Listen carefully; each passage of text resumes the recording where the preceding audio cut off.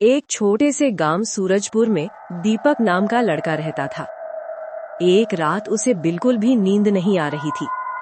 वो बार बार करवट बदल रहा था। आखिर वो उठकर बाहर टहलने निकल गया। गांव में आमतौर पर लोग सुबह जल्दी उठ जाते थे, लेकिन उस दिन अजीब बात थी।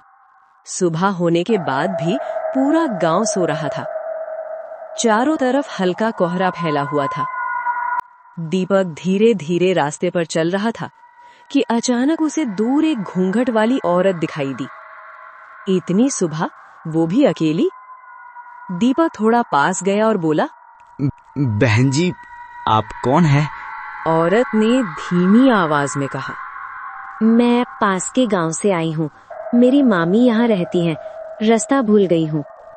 लेकिन अभी तो रात के 2:30 बजे हैं। औरत हल्के से हंसी। मुझे लगा सुबह हो गई है। मेरी घड़ी शायद रुक गई है। दीपक को उसकी आवाज बहुत मीठी लगी। कुछ देर बाद उसने कहा, अगर बुरा न मानो तो क्या आप अपना घूंघट थोड़ा उठा सकते हैं?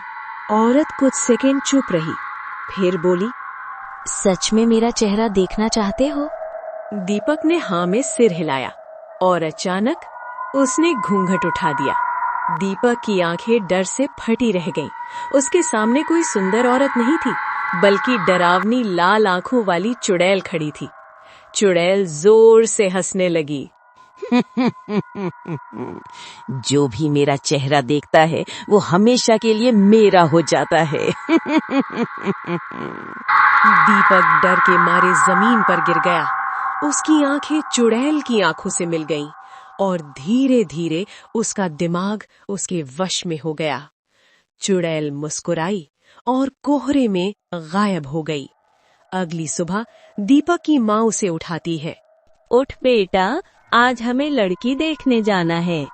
दीपक चुपचाप तैयार हो जाता है, लेकिन जब लड़की सामने आती है, दीपक अचानक गुस्से में उसका गला पकड़ लेता है। सब लोग हैरान रह जाते हैं। दीपक चिल्लाता है, मुझे किसी और लड़की से शादी नहीं करनी। मुझे सिर्फ उस घूंघट वाली से प्यार है। वही मेरी सब कुछ है। ये सुनकर सब डर जाते हैं। उसी रात वही चुड़ैल फिर गांव में घूम रही होती है। इस बार उसकी नजर एक नए लड़के पर पड़ती है, लेकिन दूर खड़ी राधा नाम की लड़की ये सब देख लेती है। उसे समझ आ जाता है कि गांव में हो रही अजीब घटनाओं के पीछे वही चुड़ैल है। अगले दिन वो गांव के पंडित जी के पास जाती है। पंडित जी कहते हैं, सुनो बेटी, उस शक्ति को रोकने का सिर्फ एक ही रास्ता है।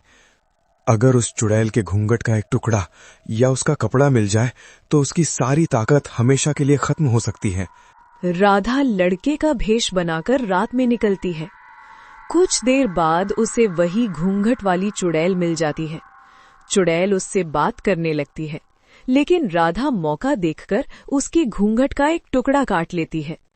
चुड़ैल गुस्से से चिल्लाती है, तूने मुझे धोखा दिया। राधा तेजी से भागकर पंडित जी के पास पहुंच जाती है। पंडित जी उस कपड़े को मंत्र पढ़कर एक मटके में बंद कर देते हैं और जमीन में गाड़ देते हैं।